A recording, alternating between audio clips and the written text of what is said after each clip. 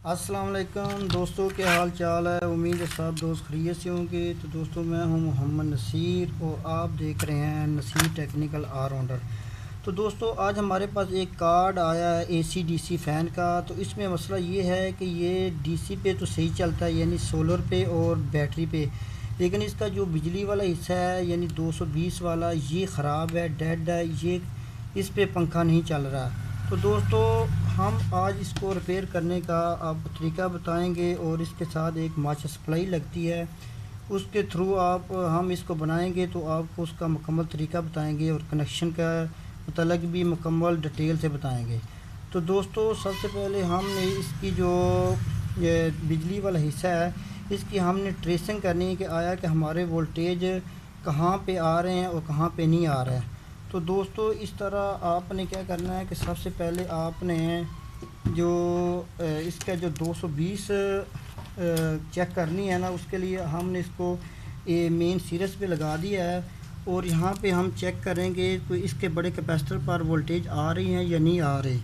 तो दोस्तों, इसके जो बड़ा कैपेसिटर है इस पे वोल्टेज आ रही है, इसका मतलब है कि इसके पीछे जो ब्रिज है और फ्यूज़ वगैरह है वो सब कुछ ठीक है और आपके मेन कैपेसिटर पे वोल्टेज आ रहे हैं।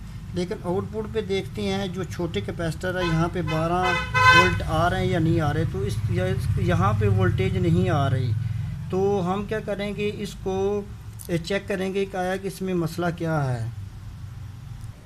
तो दोस्तों, हमने इसको मुकम्मल चेक किया है। इसका एक तो ये जो ट्रांजिस्टर है 765 ये ख़राब है, उसके अलावा इसकी जो छोटी आईसी है ये भी ख़राब है और ये रेजिस्टेंस से जो छोटी छोटी हैं ये भी मुकम्मल जल चुकी हैं। तो इसको सबको अगर हम बाज़ार से लेकर लगाएंगे तो पहली तो बात ये है कि ये छोटी रेजिस्टेंस है, ये सब कुछ बाज़ार से मिलता ही नहीं है।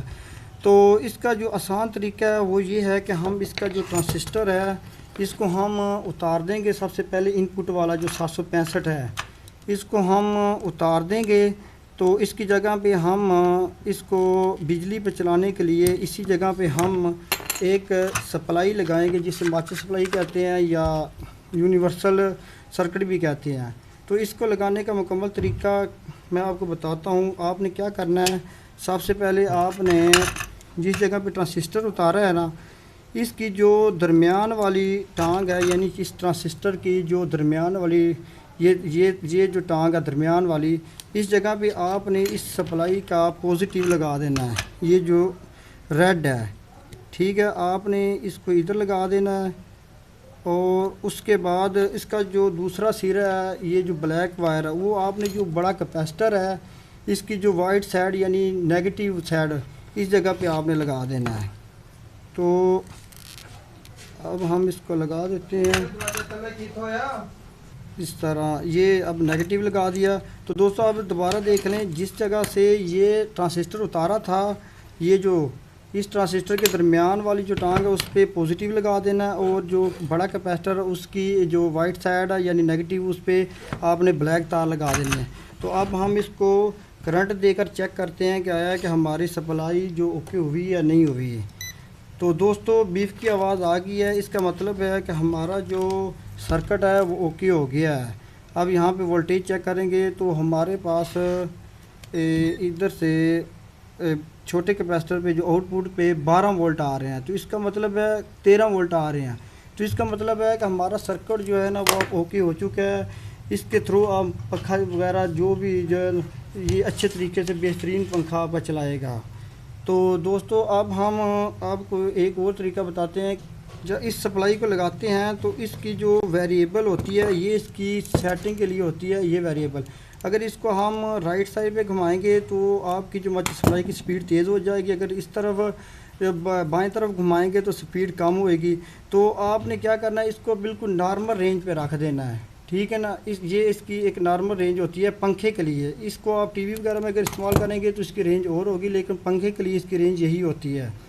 तो इस तरह आपका जो सर्किट जो कि पंखा बिजली पे नहीं चल रहा था और डीसी पे चलता था, तो वो अब आपका वो सर्किट बिल्कुल मुकम्मल हो चुका है। तो आपने इसके साथ इस तरह के एक हीट सिंक भी लगा देना है ताकि ये गर्म ना हो और आपका जो सर्किट है वो ज़्यादा देर तक चलता रहे। तो दोस्तों, अब हम इसको पंखा लगा के चेक कर लेते हैं फाइनल टेस्टिंग। तो इस तरह जो है देखना है कि आया कि ये सही काम कर रहा है या नहीं सही कर रहा है। तो अब हम इसको चेक करते हैं पंखे पे। तो इसको मेन दे दी 220। लो जी, देखो दोस्तों, अब वही सर्किट जो बिल्कुल डेड था, अब इस माचिस सप्लाई के थ्रू ये बेहतरीन पंखा चला रहा है।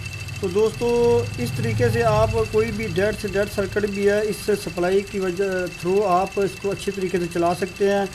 तो इस तरह आपके जो पैसे भी है वो भी बहुत ज़्यादा बच सकेंगे, क्योंकि ये सर्किट महंगा आता है।